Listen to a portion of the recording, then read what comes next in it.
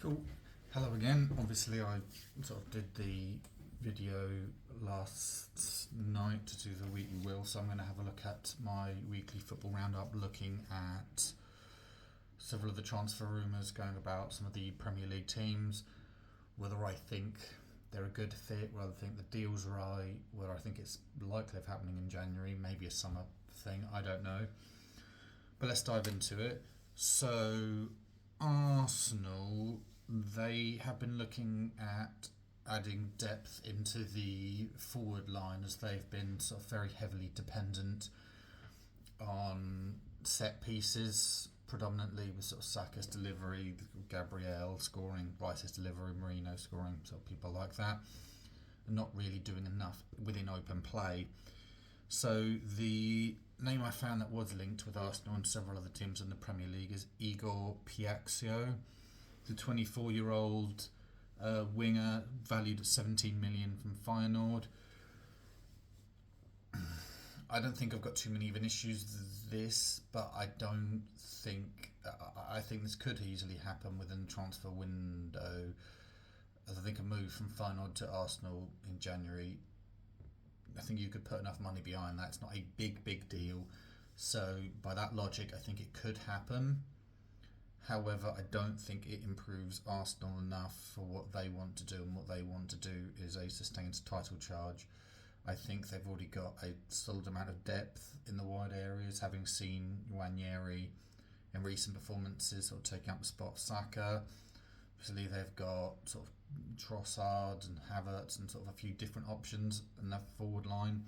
But what they don't have is another sort of reliable number 9, a proper striker. So I think this is a bit of a stinker for me. I don't like this move.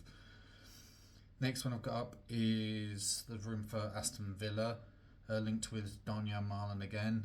The 25-year-old used to play for Arsenal at Borussia Dortmund, sort of valued at 28 million, sort of a regular within the Borussia Dortmund team, regular in the Netherlands team, absolutely rapid, looking to add more to that front line to help kick things on.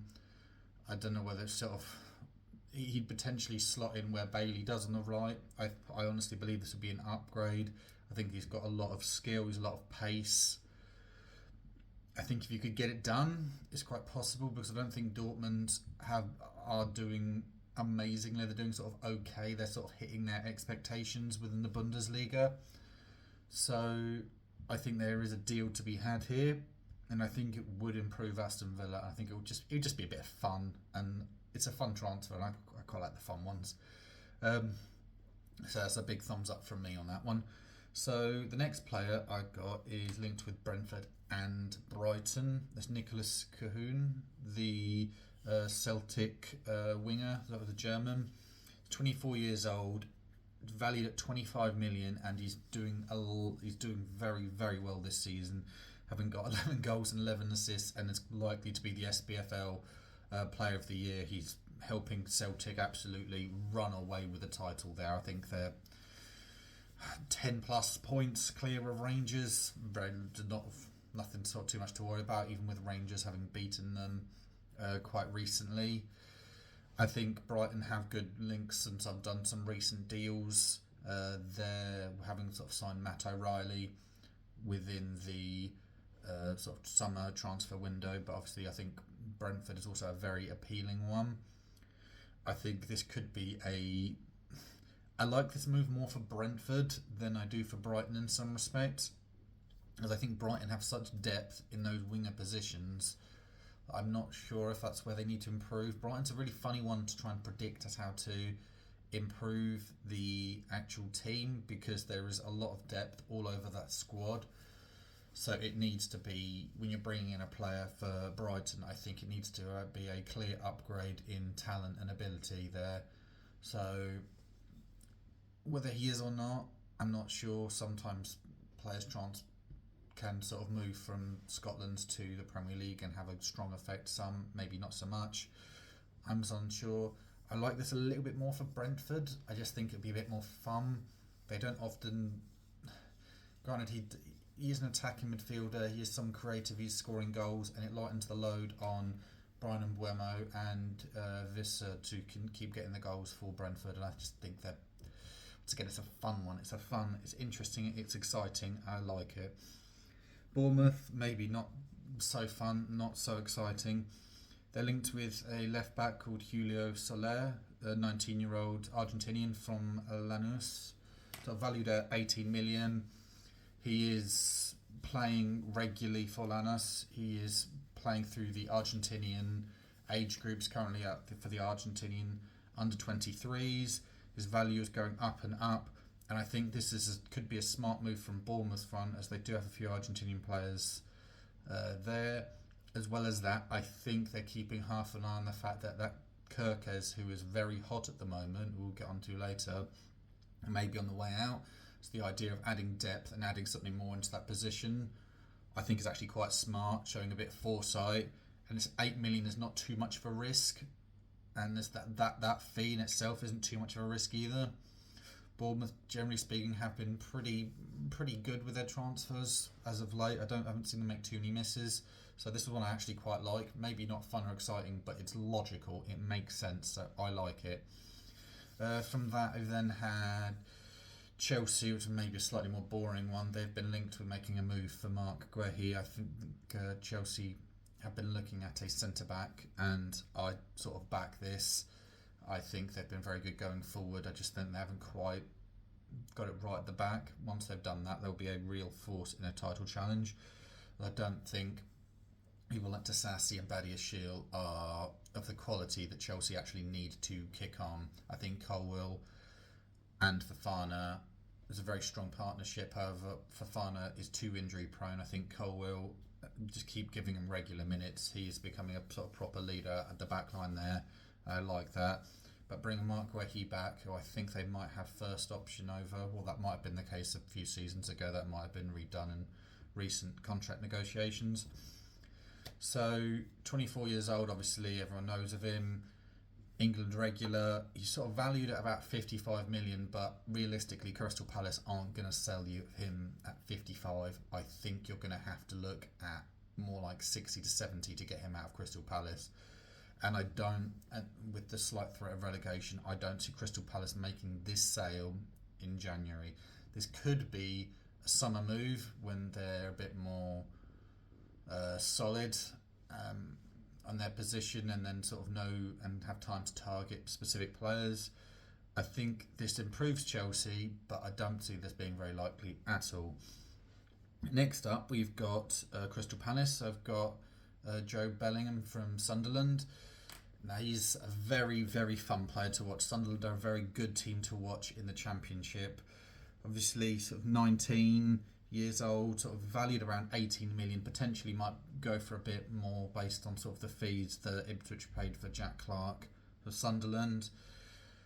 Obviously, everyone knows about his brother, but he himself is a top-notch player, attacking midfielder, could sort of slot either side of the wings. This is a deal that I've seen Crystal Palace do before. This is actually well-trodden ground from bringing in fun attacking midfielders from the lower leagues. I'm looking at like the Elises, the Ezes, and I think Bellingham could be another one there. Obviously, he's very young. If he can prove it in the Premier League, I mean, he's sort of looking at England under 21s, maybe looking into the England squad potentially in the future if the hype is real behind him. I've not watched him enough, but everything I've heard and highlights and clips I have seen, very interesting, very fun, and one I would sort of look at very seriously.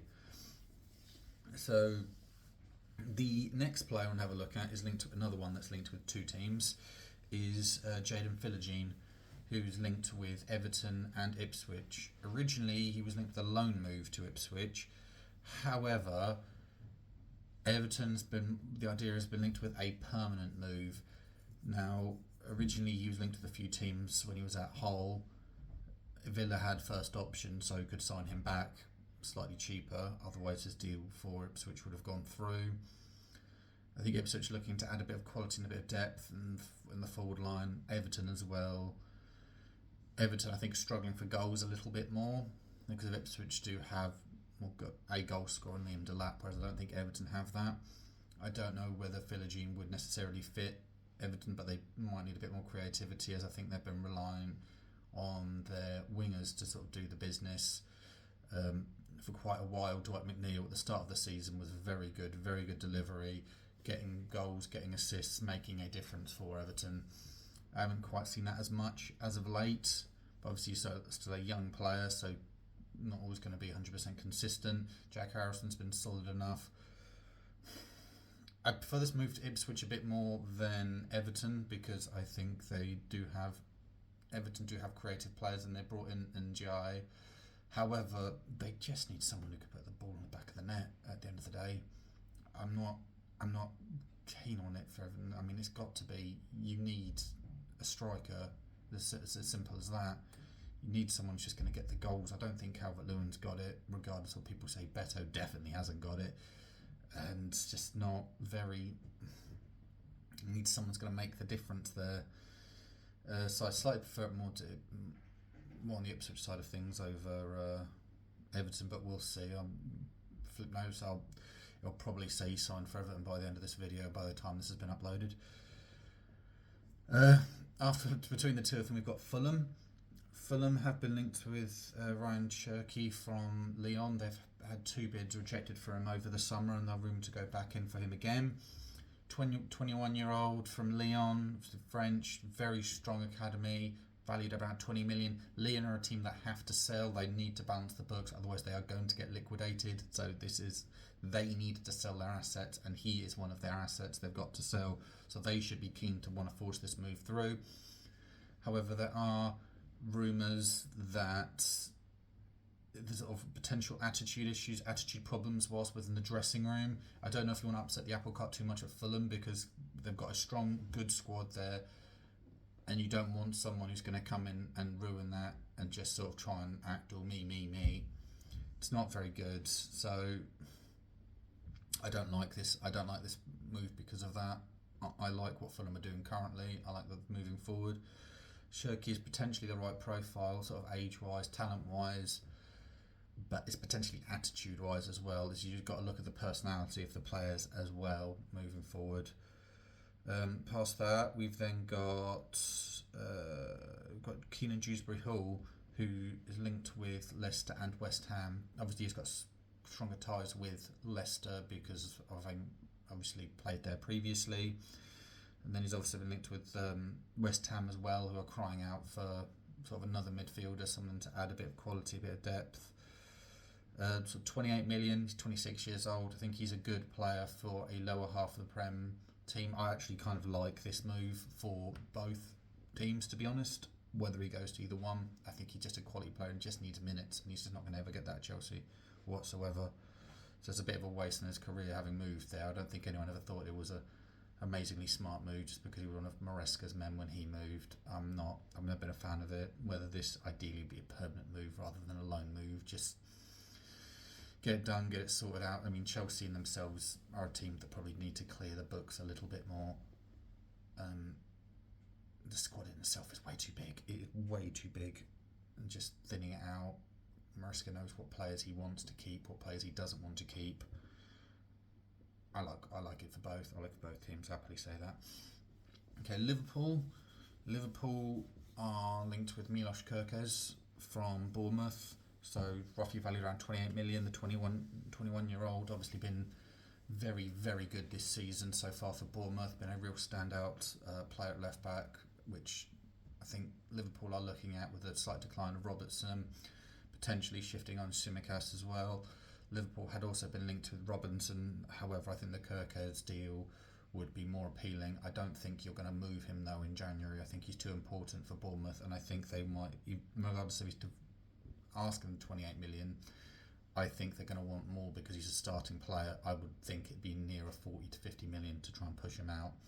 But Bournemouth don't do that unless they've got a replacement, which is why I think this would be a summer move. But I think it would be a very good summer move. Besides, I think Liverpool are going to run with the title anyway, so I'm not really sure even needing to sign someone necessarily is that much of an issue, that much of a worry. Manchester City looking at Fratesi from Inter Milan. So the I believe it's 26-year-old midfielder from Inter, valued at 32 million. So Italian regular Inter team. They just need City just need bodies in that midfield. People just going to run a bit of energy. He's quality and good on the ball, although he's obviously won't be playing for Inter Milan. I think this could be a smart, sensible move as long as they're not sort of held to ransom by Inter Milan over it, because they clearly know City need quality in the midfield area. This player that's got quality in the midfield area has got legs in the midfield area, which is almost a more important thing for Manchester City. So if they can keep the fee at that valuation of 32, I think that's a good deal. I think that's a very good deal, and I think that's something City need. They need to re-energise that team. They need to try and clear some of those ageing players out and bring sort of young, hungry players in ready for the fight. Next up, we've got Man United. It's Nuno Mendes from PSG, obviously left back, 23 years old, sort of roughly valued at 55 million. I think this would be a very smart move for Manchester United, as I think they need new players to work with the system for Ruben Amorim, particularly a left wing back. Mendes is known for being an attacking fullback. I think this would suit them down to a T, and they obviously can't rely on Malacia, who's been injured for quite a while, as you don't know what quantity or quality of player you've got there. Luke Shaw is not dependent enough and might be a player to potentially shift on. He's now busy on social media with Molly May or whatever have it. It's like I can't be bothered to deal with someone like that. Really, at this point, it's a bit silly. But no, I think this is a strong move. PSG won't want to lose their starting left back, particularly in winter market. So I think this might be a summer deal. PSG in itself aren't looking as appealing a side as they used to be a few years ago when they were splashing the cash left, right and centre on players. However, I think this would be quite sensible and quite smart for Man United, but this is not a January move, this is a summer move. Next up, rumour-wise, you've got Newcastle, who are linked with Brian Mbeumo. Mbeumo's been absolutely amazing for Brentford, 25 years old, 13 goals, 3 assists, valued at about 50 million, which is, I think, is probably a fair price point. Brentford won't sell him to Newcastle, not now. I think Newcastle desperately need a right winger, and I think this is a perfect and brilliant player for Newcastle to sign. He's not too old, Premier League experience, it's a position in need. However, Brentford won't sell in January. He's too important of a player for them to let go without them having an adequate replacement available to them, and then they'd have to solely rely on goals from Vissa. They need more players coming in if they're going to lose Mbeumo. So I think this is very good from Newcastle point of view, but once again, this is not a winter move. This is a summer move. After that, I struggle with Nottingham Forest. There's the rumour for Mohamed El Sayed, who's a young Egyptian midfielder from Zamalek, 18 years old, valued about 100k. Not an exciting one. Don't really have much to say on this, as this is just it's a teenager in Egypt, so I can't say whether this is a good or bad move. I think Nottingham Forest do need to look at getting a few more bodies in the window just to sort of help with this European charge, which they are on. Let's be clear, they are in with a shout of Champions League football, and I personally think in that situation you need to just strengthen up somewhere. You need to improve the depth and the quality, because I think some teams may start figuring you out. You may need that extra bit of quality just to push you and get you over the line, which would be ideal for Nottingham Forest. Southampton, plain and simply, I couldn't find one. I've scoured the internet, no solid transfer rumours whatsoever. They're going to turn around and sign about 5 players now, but I honestly can't find you. People need to let me know who Southampton are linked with, because they're not an appealing side to Premier League player or to any player at the moment, unless they potentially get them on loan. I don't see it, because Southampton are slightly cut adrift in the Premier League. Players need to believe that they have a chance of surviving and playing Premier League football, and I think they're not. Doesn't look appealing at all to move to Southampton currently. Beyond that, we've then got Spurs, who have made a few moves here and there, having signed a new goalkeeper. They've linked with Tomori from AC Milan. Obviously done amazingly there. arguably to the point that I think he should be in the England squad a bit more, or at least being looked at. 27 years old, got a lot of experience there, a lot of experience in Champions League football. He's English, valued at 22 million. I think this would be fun. I think this would be good. I don't know. I'm unsure whether this is just because they've just got injuries now. Because I've got a feeling when Romero and Van de Ven come back, Tomoy then shifts out, and I don't like that because I think he's a quality player and I think he should be starting games regularly. So, I mean, maybe if you're looking at getting rid of one of the other ones, because I just don't want one of those. I don't want any one of those three players to be dropped into the bench. Ideally, but maybe with the injury records at Spurs, he might get regular minutes. So, 22 million. If you get that done, that's a very good deal from a Spurs point of view, and it's an English player as well, so it's win-win-win. Beyond that, the other final team I suppose we've got to mention is Wolves. It's a deal that sounds like it's going to be over the line soon. Is Emmanuel Agbadou, I do apologise if I butchered that name, 27-year-old centre-back from Reims. The deal's close to being 20 million. I think it's something like 18 million plus add-ons. Smart move from Wolves. They need defensive reinforcements, so from that point of view I think that's really good. The fee, time will tell if that's sort of going to be too much, but it's an experienced sort of player within Ligue 1. They need bodies there. They need something to fresh things up. I think this is a smart move from Wolves' front. But yeah, that wraps up. Let me know what you think transfer rumours wise. Any I've missed out on, any ones that you want me to talk about a bit more, let me know in the comments below. Bye for now.